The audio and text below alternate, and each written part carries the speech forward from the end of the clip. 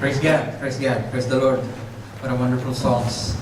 And again, it's a blessing to be here with brothers and sisters. And I thank God that once more has called me to share the Word of God to everyone today. And I hope we will be blessed by the things that we will be learning for this afternoon. And I pray, O Lord, that you would enable us as well to share this to our loved ones or our brothers and sisters.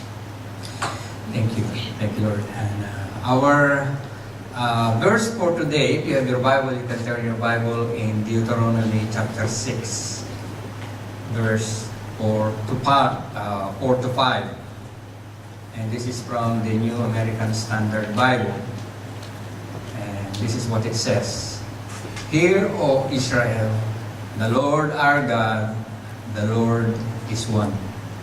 You shall love the Lord your God with all your heart, with all your soul, and with all your mind. Let us pray. Father God in heaven, again, O Lord God, we are blessed to be here as you have gathered us to declare your praises, to worship you, to give you all the glory and honor that you deserve, to have fellowship with one another, and to learn from your word, O God. We pray for your Holy Spirit to guide us, guide our lips, O God, open our hearts and our mind, O Lord, that we may understand the things that we'll be learning for this afternoon. And again, O Lord God, we rely upon Thee, and to Thee the glory, the honor, the praises, in Jesus' name. Amen and amen. This passage in Deuteronomy chapter 6, verse 4 to 5, is something that is precious to the Jewish people. This is something that they do 2 times a day when they do pray. And they call this passage, Deuteronomy 6, 4 to 5, as the Shema. If you're familiar with it, Shema. And let's move forward. You could say that this is Israel, and it's a beautiful place, right? So the next one is, oops, what is that doing in there, right? If you are a Star Trek fan, you would know this guy, right? And he's doing like this. This is the greeting of the Vulcan. He's a Vulcan because his ears are long. This is the greeting of the Vulcan, and when he greets people, this is what he say: live long and prosper. That's what he said, right? What is this doing in here? What is this has to do with the message? Right? It is because the hand symbol, which is a Jewish letter, which is the letter Shin. Right? It looks like W, so I like this letter. But it's Shin. So what is this has to do with our topic? If you look at this is what they call the Jewish mezuzah. Oops. The Jewish mezuzah. What is this? This is the ampule, or this is the vial that they put on the doorpost. This is what they do when they go inside the house. They touch this. You know, remember in the Deuteronomy, God has commanded Israelites to put the word of God on their doorposts, on their armband, on their head. So this vial actually contains the Old Testament. It's a scroll inside. And if you look at the top part there, that is the letter Shin. This is shortcut. It's only the Shin letter, but here you could see the whole word, which is the word Shaddai, or we know it in the Philippines, El Shaddai, which means Almighty. So it seems to be the Jewish people, they put this one on there, and it becomes like a tradition that God is watching over our doorstep. Right? So you could see that letter, the Shin letter. So this is Shaddai, but they only shorten it with that one. Now, this is what you see that Spock is doing. Live long and prosper is a greeting. And it's the word Shaddai, the letter Shin. You could see your hands, that is the letter Shin. It's like this, right? Shaddai is the Hebrew word for Lord, but it also means Almighty. And the temple priests would hold out their hands and in position and give the benediction. This is how they do it. The Jewish practice is that when they say the Shema, they have to close their eyes.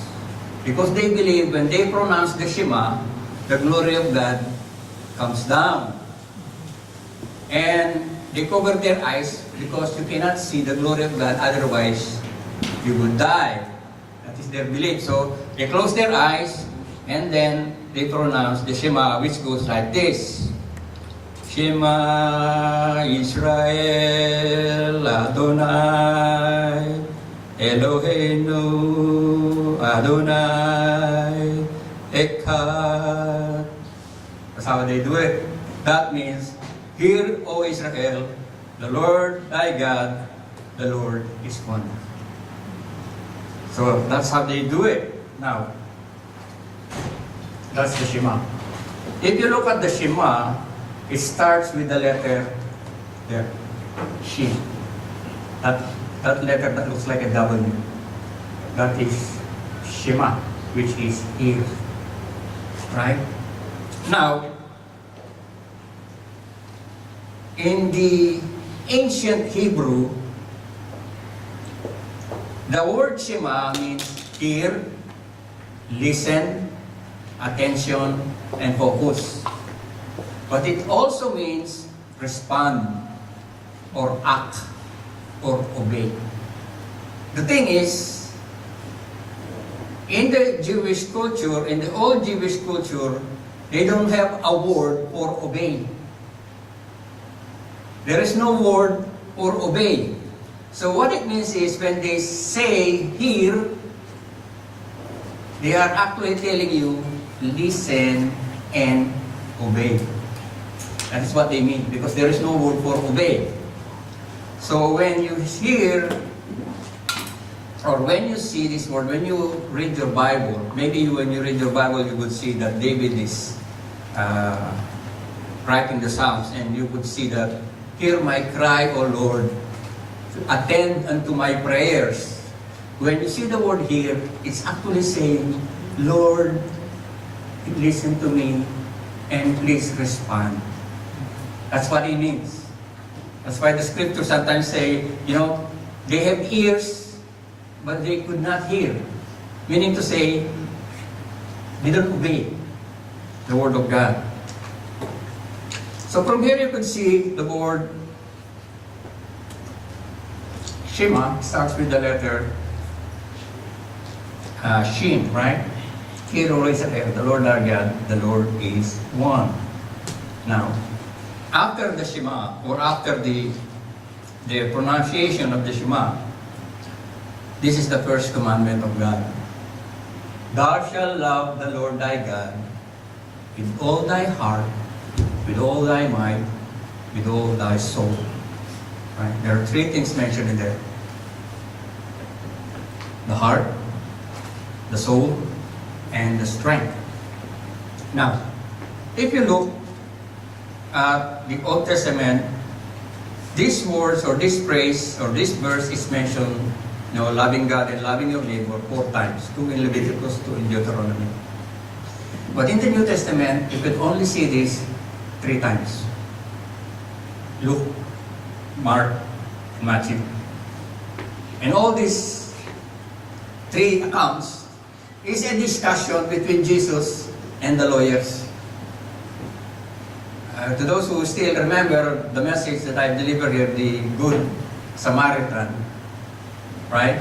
That the story actually of the Good Samaritan is not something for us to emulate in order to be saved. Actually, it's telling the opposite. That if we follow the Good Samaritan, we will not be saved. That is the meaning. That's why Jesus said to the lawyer, if you think you can be justified by doing the works of the law, the requirement of the law, then go ahead and do it. If you look at what the Lord requires to every Israelite during that time, is to love God with all your heart. So now, what does it mean with all your heart?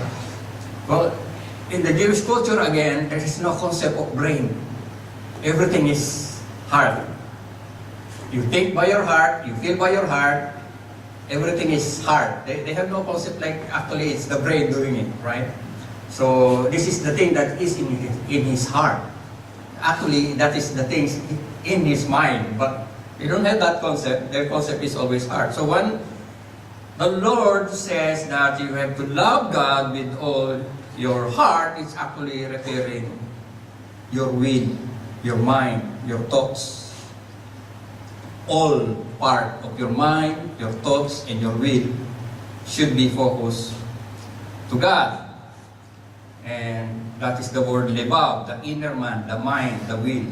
But as I said in Jewish, it's the heart, right? Again, the second part is you have to love your God with all your soul.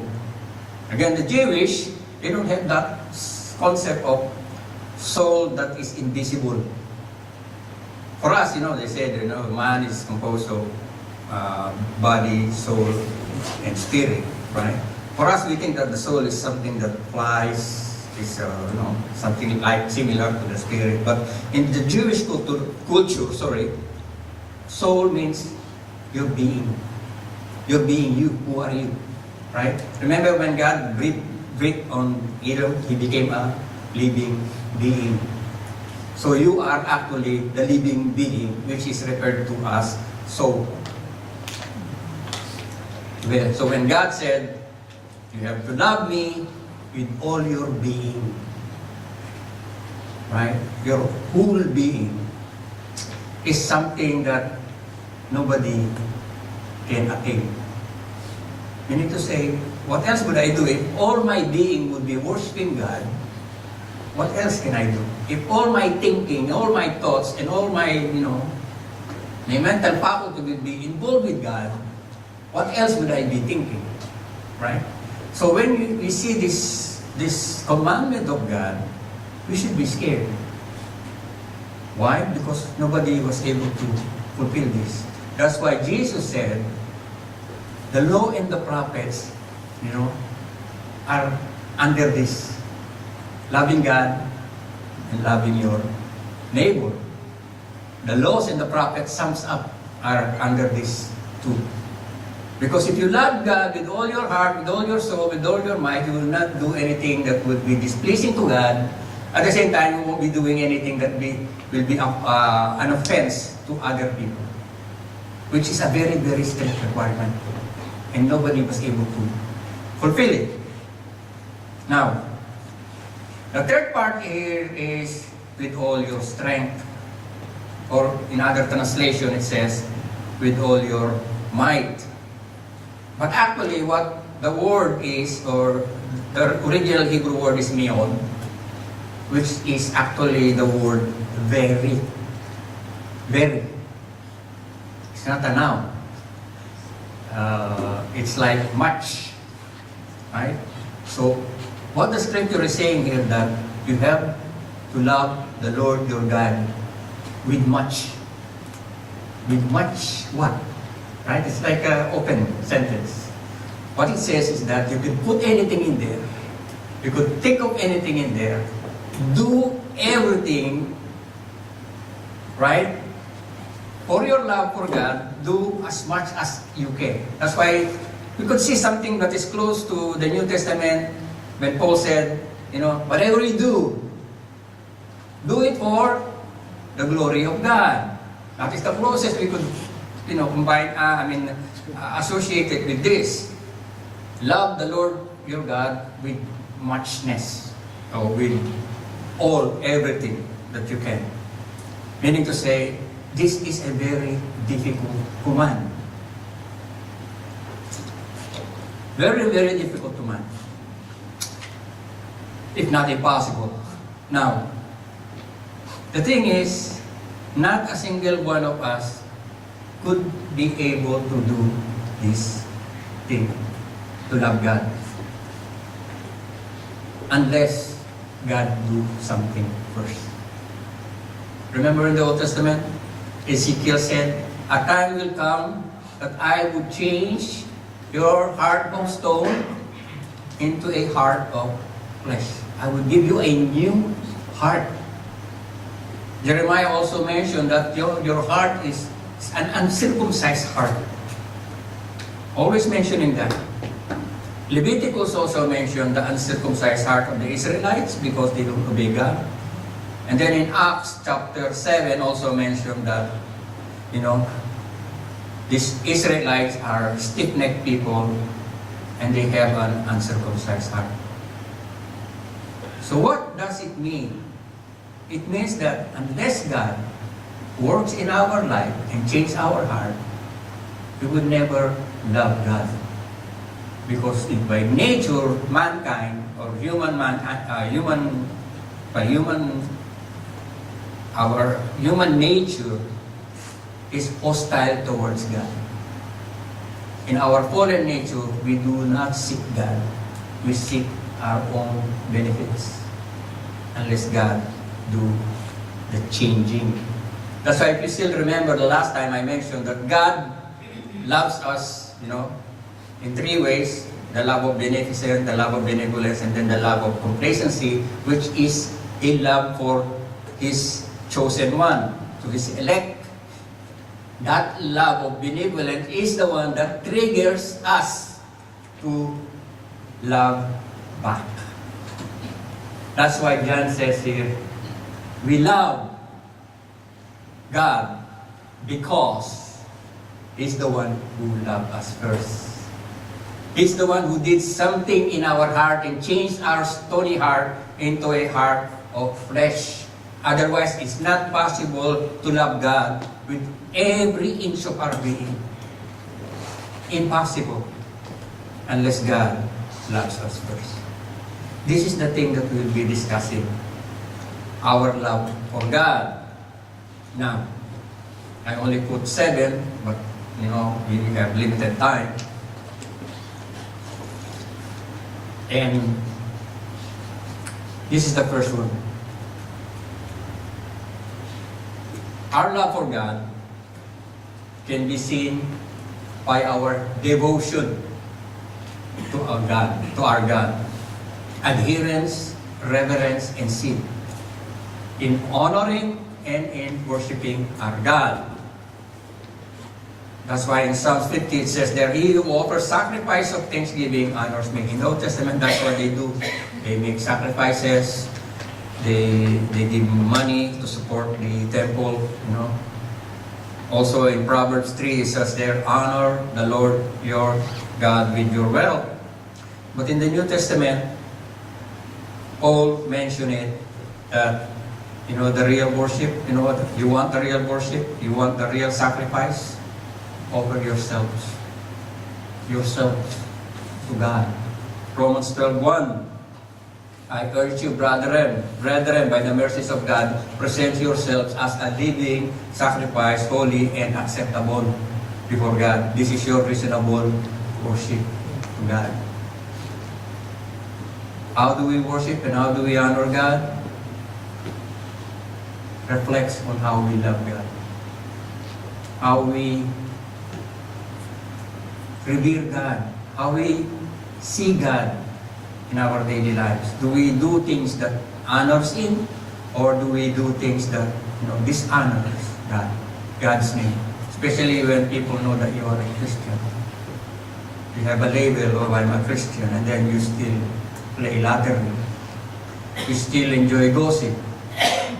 You still enjoy cheating, stealing, and all those stuff, right? It doesn't honor God. That's why your love for God is seen on how your devotion reflects on how your devotion to God is. So this is the first one, your devotion to God. How you honor God with our lives. Now, second one is dedication to the Word. These are all letter D. So hopefully you remember one or two. Right? Dedication to the Word, meaning to say, if you really love God, you want to know God. You want to know Him in a personal way.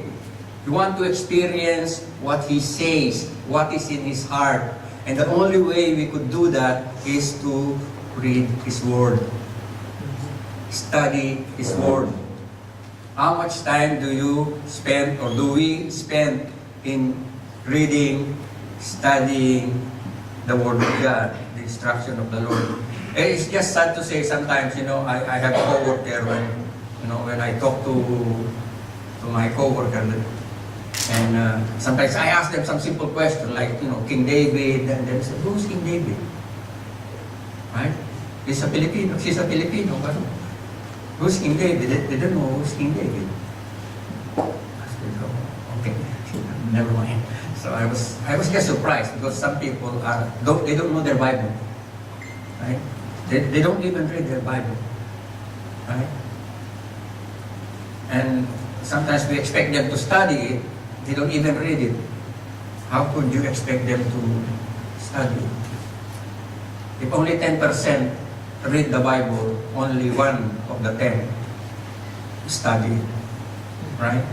So our dedication to the Word of God also reflects on how we love God. Our commitment, our allegiance, our diligence in studying it, knowing what God requires of us, or what God's plan for us. And even, Paul saying to Timothy, preach the Word in season or out of season. Don't be ashamed, to study and to prove yourself, to approve of God, the workman who does not need to be ashamed, accurately dividing the word of truth. Actually seeing how or what the word is saying. I have seen this many, many times. We quote some verses and then, when we realize, the passage that is said is actually not referring to whatever we are explaining. Like, for example, this is commonly heard that I can do all things in Christ. What does it mean? I can do skydiving, I can do spelunking, I can do scuba diving. It's not even mentioning that. It's actually saying, I have faced difficulties, I have hardship. Sometimes I lack food, sometimes I am in danger, but I could do all things. That is what it meant. Not doing what you want, but doing what God wants. Right? So our love for God also is reflected on how much we spend time in reading and studying His Word, and how much we share the Word of God. Right? Learn from the Word of God. Next. Desiring justice. When you are a Christian, when you become a believer, you want what is right in the sight of God. And when we see something or someone doing something that is not right, it hurts us. When you see some people abusing kids, abusing their wives, or somebody who is stealing, or somebody is mean to other people, sometimes it hurts us. Because this is something, something that we shouldn't be happy about, because this is something that is wrong, right? Our desire for justice and truth, what is right and what is perfect, sometimes, makes us angry. This is what they call righteous indignation. You get upset when you see somebody mistreating somebody, right? And Micah 6 mentioned this now. What does the Lord require of you? To do what is just, to do what is right. And you can only know what is right, again, when we go back to the Word of God. This is our reference, the Word of God. Actually, all of these are intertwined together when you see it later on. They're overlapping each other. So, again, our love for God is reflected on how we desire what is right, what is true, what is perfect, what is pleasing to God, right? We are not happy when, somebody insults somebody. We are not happy when somebody mistreats somebody. And that's what it is. We desire what is just and right and pleasing to God. Next. Delight in God's provision. What does it mean, delight in God's provision? Provision, meaning to say, we should be happy on what the Lord has provided for us. Right? His promise is, He will never leave us nor forsake us. Right? Remember, Elijah, when he prayed that there's no rain for 3 years, God has provided for him sustenance. Even sent birds to feed him. And then He sent him into a place where the widow is. And then the widow said, I have nothing, only a small amount of flour and a small amount of oil. We will eat this and we will die. Right? But God has provided for Elijah, right, and for the old widow and his son enough food for 3 years. Right? For us, maybe if you go to your cupboard, you will see how much food we have.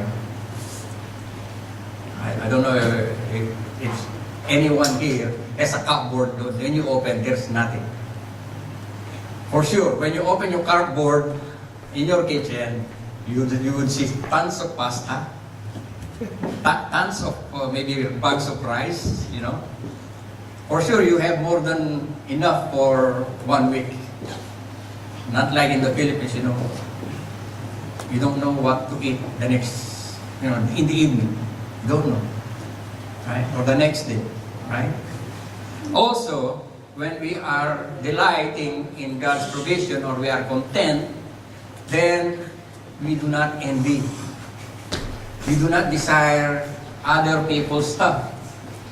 Or we don't keep up with the Joneses. Well, that's what they say, when, I remember before when in Saudi, when you go to Saudi, when you go home, you bring these huge amplifiers, huge speakers, and when your neighbor has these very loud speakers, when I come back, I will bring bigger than this speaker. So it's like you're competing. Which one is louder, right? So that's the thing, because you envy. You try to get something what others have, right? Because you're not content. You're not happy on what God has provided for you, right? That's why in Hebrew, it says there, make sure that your character is free from the love of money and being content with what you have. For He Himself, our Lord, said, I will never leave you, nor forsake you. Be content on what you have. Right? And Paul, as I mentioned a while ago, I know how to get along with humble means. Meaning to say, sometimes he experienced a lot, sometimes he experienced less, but he is content with what he has, right? So again, our love for God is reflected on how we trust Him and how we delight, how we enjoy, how happy are we with God's provision. God has provided for us food, right? Not only food, even money, right? We know that God is our great provider. So that's one more thing. Now, next one. Am I going too fast or it's okay? Oh, sorry. Okay. That's another thing. Our love for God is reflected on our attitude. If our attitude is devoid, meaning to say lacking bitterness. I'm not saying you have to be bitter, right? What I'm saying is a true Christian believer is devoid of bitterness. What is bitterness? Resentment. Oh, somebody did this wrong to me. Oh, I will get back to.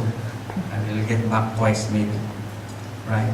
There is no hostility, there is no hatred. We could not help it. Some people would probably do us some harm, do us something bad.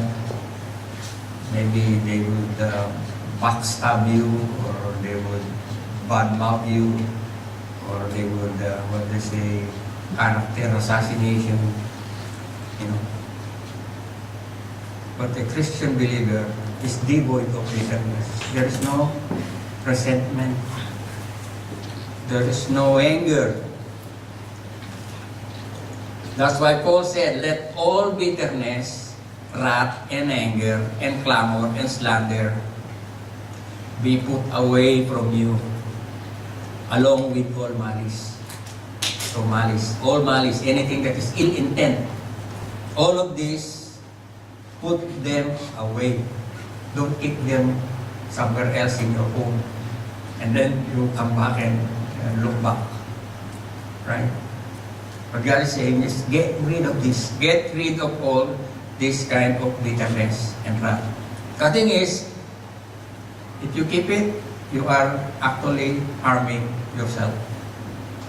Right? If you have the bitterness and wrath and anger, you're always upset, you're always at the edge. Right? And it affects your family sometimes. It affects your children. Right? It affects your co-worker, you're working. Right? Because you are, keeping up this resentment. Right? Put them aside. Paul mentioned this again and again in his writings with the Ephesians, with the Colossians. Put anger and wrath and malice and slander and abusive speech from your mouth. A true Christian believer would never, harbor resentment. Sometimes they hurt you. I know it doesn't feel good, but just forgive. Don't harbor it. Don't keep it. Because if you keep it, it's gonna boil. And eventually, one day, when you cannot control it anymore, it's just gonna explode in your face.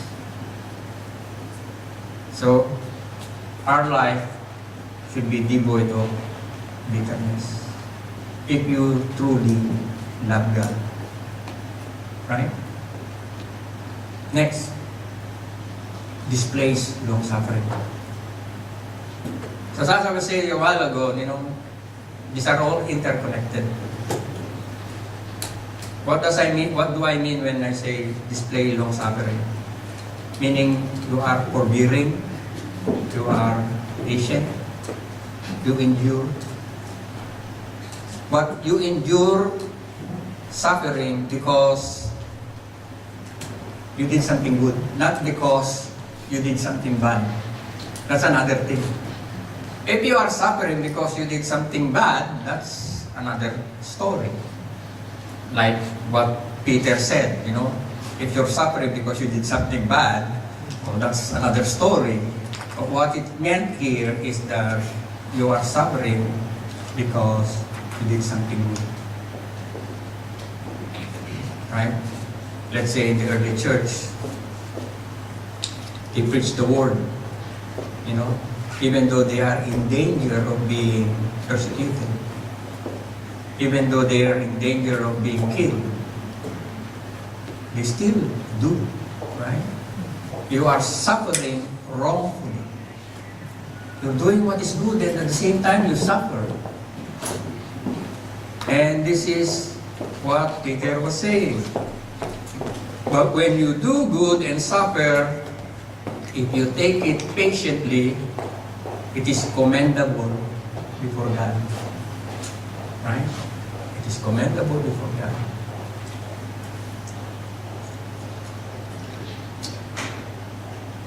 Paul wrote to Timothy in chapter 3, verse 10, 2 Timothy, but you have carefully followed my doctrine, manner of life, purpose, faith, long-suffering, love, and perseverance.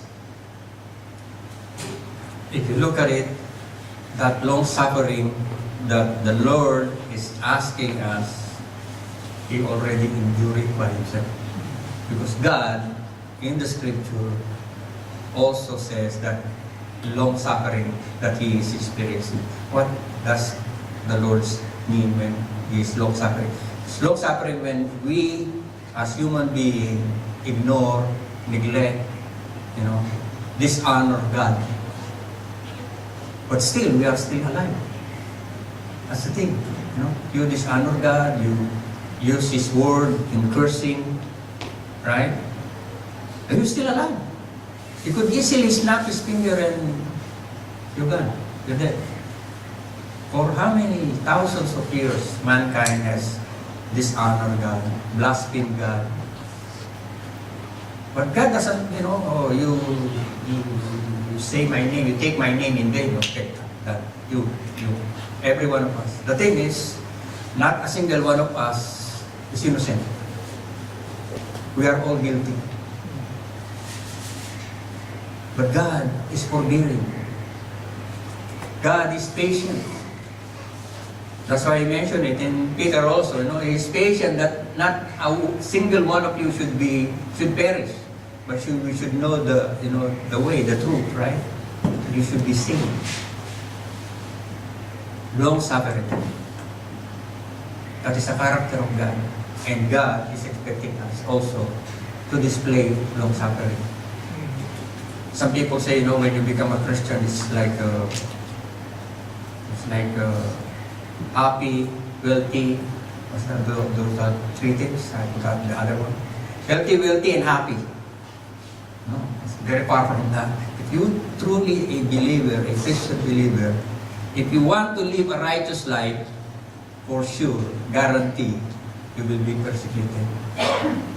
If you speak about something that displeases God, when you raise up, God is not pleased with this kind of lifestyle, or God is not pleased with these things, for sure, maybe hundreds or thousands of people will be,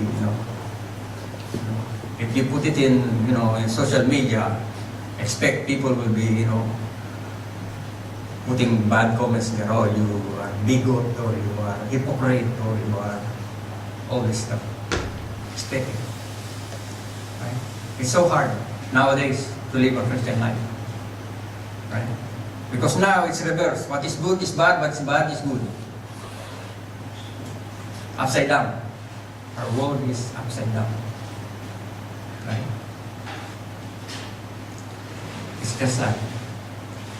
So brothers and sisters, you should brace yourself. Right? If you truly love God and follow Him, expect this. Expect that you should suffer. Right? But, the suffering that we will be enduring here is not compared to what we will be having in the afterlife. I heard one saying that it says that, life is short. Enjoy it. I have one co-worker, he always say, YOLO, YOLO. YOLO, YOLO. You only live once. So enjoy it. It's sad to say, while he was driving, he got a heart attack. And he died. Yeah. You only live once. Enjoy it. That's his motto. Right? Life is short. Enjoy it. But eternity is very, very long. You should prepare for that. You don't only think here. Here is very short, but that is very long. If you suffer here shortly, and you will enjoy it there, I would rather suffer here and enjoy there, rather than enjoy here for a short time and suffer there for eternity. Even a simple-minded could get the math of that, right? What is short compared to eternity? Nothing. Even 1,000 years is nothing compared to eternity. So our love for God, it will reflect on how we endure patiently the abuse of this world. The more we live closer to God, the more people will hate us. Right? Now, next one. This one. Why are they are all ladies?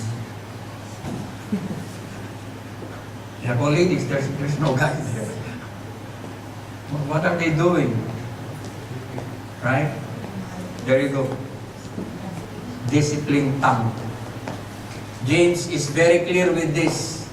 If you read the writings of James, his epistle, you know, he said, who can control the tongue?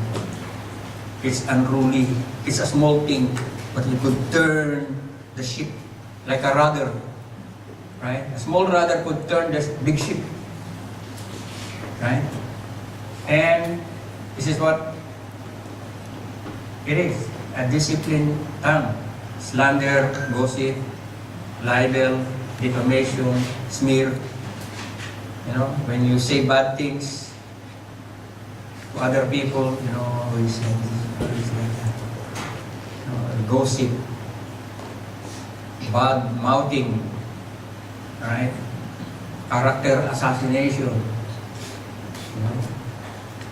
You have to understand, if somebody gossip to you, that person will only also gossip you to somebody else. Right?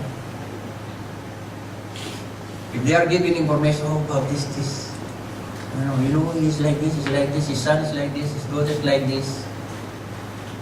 Rest assure you, the next time you go to the other side, he's gonna tell that person about you. Oh, he's like that, he's like that.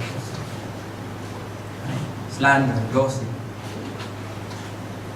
James make it clearly, if anyone thinks himself to be religious and yet does not bridle his tongue, he deceives his own heart, and his religion is worthless.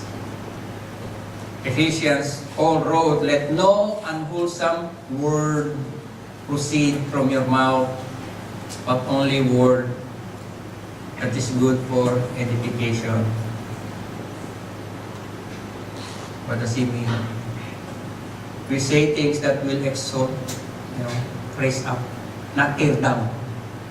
You know, we don't need to help the devil to tear down.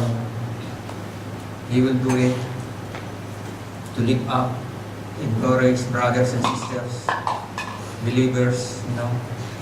Also, Jesus himself warned us, or warned the believers during his time, that every careless word that we speak, we will be accountable for it in the day of judgment. Any idle word that we say, we will be accountable before God. So again, our love for God is reflected on how we say things or what we say. We should have a discipline. And sometimes you have to, you know, sometimes we are upset.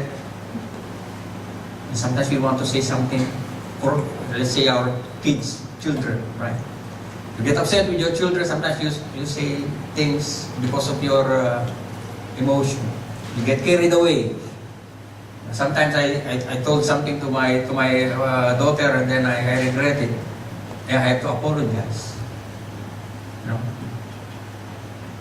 So we have to be very, very careful, right?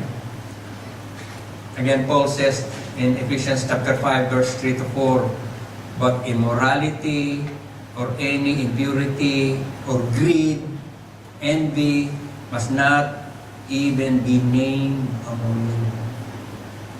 It's very strict. Among you, among the body, among the church. There should not be an immoral person in this body of Christ. And there must be no filthiness and silly talk and coarse jesting, which are not fitting, but rather giving of thanks.